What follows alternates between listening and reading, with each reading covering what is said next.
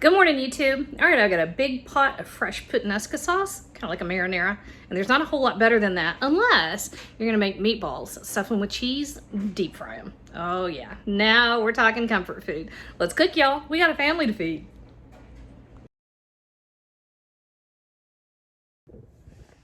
Okay, we're gonna make some meatballs. All right, so I have approximately 1 onion. Ricky has a tendency, he comes over here and cooks, and then he'll put half an onion in the refrigerator and then forgets about it. And so I had 3 portions of 3 different onions in the fridge. So it's about an onion, okay? There we go. All right, so we're gonna whiz this up with about 4 cloves. 1, 2, got 3 good sized cloves and 2 little weenie cloves. So about 4 cloves of garlic. One of the reasons why we are putting everything together ahead like this before we add it to our meat mixture is because it can get real tough. Your meatballs can get super tough if you overmix it. So we're not going to overmix. And one of the best ways to do that is to combine anything you're going to add into the meat, combine it over here first. That way you can only just barely mix it once you've added the meat. All right, so we're gonna add a couple things to this. We're gonna add a couple teaspoons of Worcestershire, 2 teaspoons of black pepper, a tablespoon of oregano, dried oregano, 2 teaspoons of kosher salt. Hey, buddy.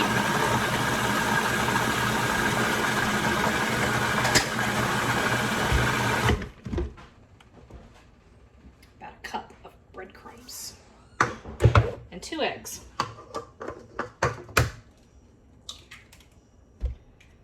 I almost never remember. This time I did remember. Crack your eggs into something else so you make sure you're not getting shells in there. Man, that'll make me mad. All right. Now, once this is nice and even, we're going to add enough of this to our mixture over here. I often make a little too much of the whatever I'm mixing into meatballs or meatloaf or whatever. How do I do that? All right, so I got a couple pounds of ground beef. If you really want the absolute best, this is one of those do what I say and not what I'm doing. I had ground beef, and this is what I need to use up. Normally, I would go get a pound of ground pork. Love ground pork. So I'm going to start with most of our mixture. And we're just going to this number.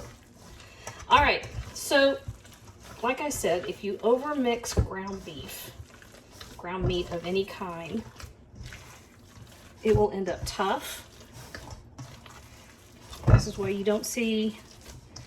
usually don't see meatloaf being made or meatballs being made in a food processor.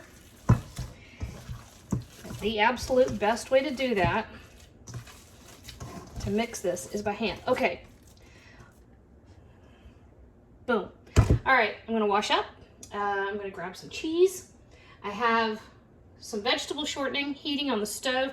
I'm actually gonna do most of these in the deep fryer, but I'm gonna show you how to do it on the stove too. So let me wash up and meet you back here. All right, so I've got all the elements of a breading station set up over here. So a couple of cups of flour and 2 eggs and a 1/4 cup of buttermilk. Couple of cups of panko breadcrumbs over there. All right, so you just whisk up your eggs and buttermilk together. And most of this is simply going to be an assembly line.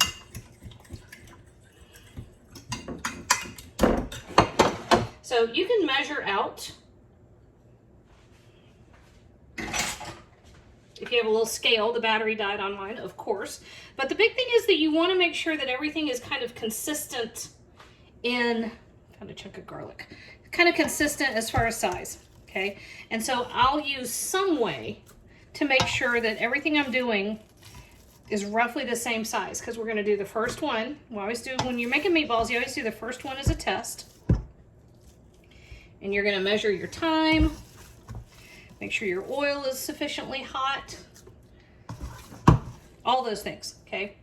So the first thing I do is simply measure out rough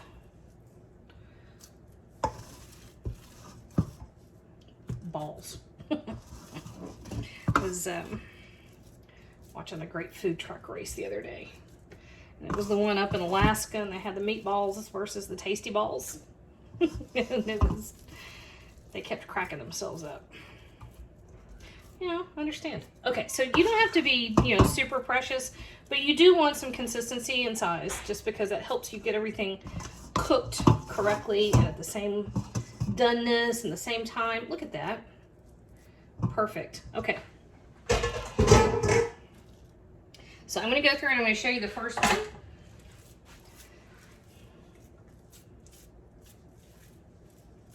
So, string cheese. And I cut each string cheese into 4 pieces. And we make kind of a flattened patty. Roll that puppy up. Boom. And then it goes into the flour. And then into the egg wash. Okay. Don't unroll it. And then once it's out of the egg wash, right into the panko breadcrumbs. Now, I'm going to do the rest of these in stages, but this is what you're after, okay? And then we're going right into our hot oil until it's golden brown on all sides. If you go into the deep fryer, you're probably going to have about 5 minutes. That makes sure that the meat is cooked all the way through. And your cheese is beautiful and melty. Okay. Right now, this is what we've got. Sheer bliss. Okay, make sure you're not getting your, remember I just said we had a test batch? I did these first. They're almost too dark. Not quite, almost. All right, so you want to give them enough time. Don't let your oil get too dark or too hot. You want to give them enough time to get that ground beef cooked all the way through. And your mozzarella piece in the middle won't absolutely get melty. If you use a fresh mozzarella instead, you know, sometimes you can find those fresh mozzarella that's packed with those little balls. If you want the absolute center to be gooey, use those instead of the string cheese. But string cheese is easy to work with.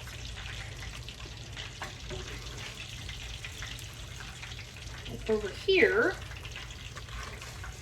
I have a nice big pot of fresh puttanesca sauce, which you could also use marinara, of course.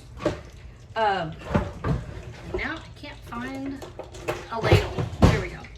All right, so to serve these, honestly, my kids tend to stand around just eating them. I had to chase Joey off.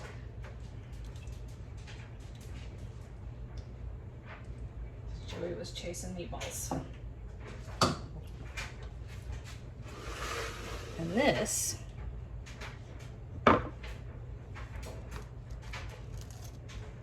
hot. You have tongs. Use your tongs.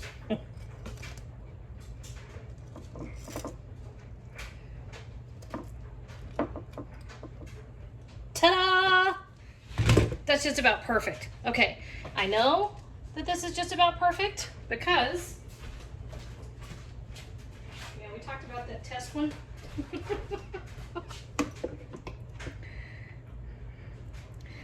And here, I was over there having a good time eating my test meatball. Oh Lord, y'all. That is so good. and so decadent. There you have it. Cheesy stuffed meatballs. Mmm.